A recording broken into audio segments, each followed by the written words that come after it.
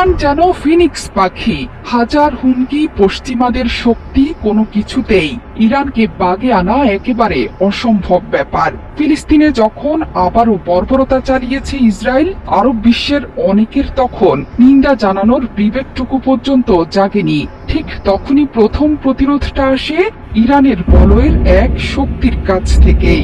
ইয়েমেনের প্রতিরোধ আন্দোলন তো ইরানি আদর্শেই উজ্জীবিত, যাদের মিসাইলে কেঁপে উঠেছিল ইসরায়েল। ইয়েমেনের পাশাপাশি গাজা এবং লেবানন থেকেও ইসরায়েলের দিকে ছুটে আসছে মিসাইল ঝড়।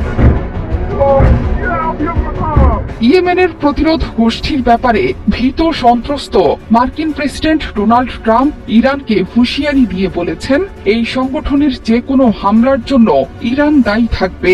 ইরানের উপর চাপ বাড়ানোর পদক্ষেপের অংশ হিসেবে এই হুঁশিয়ারি দিয়েছেন ট্রাম্প। ট্রাম্প ট্রুথ সোশ্যালে লিখেছিলেন, কেউ বোকা হবেন না, ইয়েমেনের শত শত আক্রমণ ইরান থেকে উদ্ভূত, আর তারা ইরানেরই তৈরি।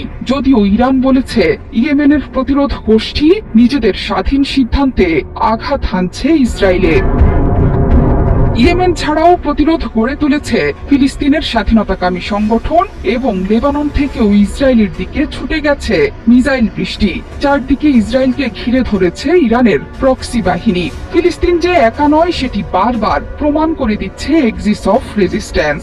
সবচেয়ে বেশি আঘাত হানছে ইয়েমেনের এক্সিস অফ রেজিস্ট্যান্স। 48 ঘন্টায় অন্তত 3 বার ইসরায়েলে ক্ষেপণাস্ত্র হামলা চালিয়েছে তারা। তৃতীয় দফায় প্যালেস্টাইন 2 হাইপারসনিক ক্ষেপণাস্ত্র দিয়ে হামলা চালিয়েছে সংগঠনটি, যেটি আঘাত হেনেছে ইসরায়েলের তেল আবিবের কাছের বেন গুরিয়ন বিমানবন্দরে। শুক্রবার রাতে ইসরায়েলি সেনাবাহিনী জানায়, তারা ইয়েমেন থেকে ছোড়া একটি ক্ষেপণাস্ত্র ভূপাতিত করেছে, যা ইসরায়েলি ভূখণ্ডে প্রবেশের আগেই ধ্বংস করা হয়।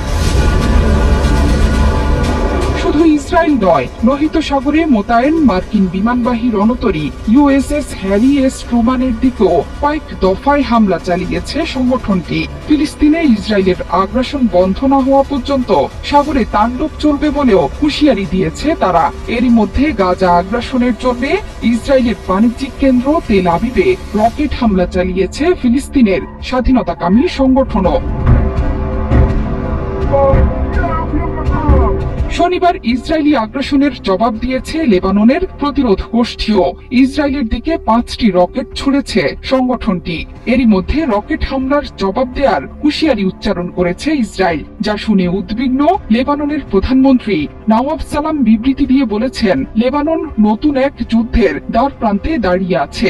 দেশের দক্ষিণে সামরিক নিরাপত্তা বলয় গড়ে তুলতে ব্যবস্থা গ্রহণের উপর জোর দিয়েছেন তিনি। চৌধুরী সেতু, 71।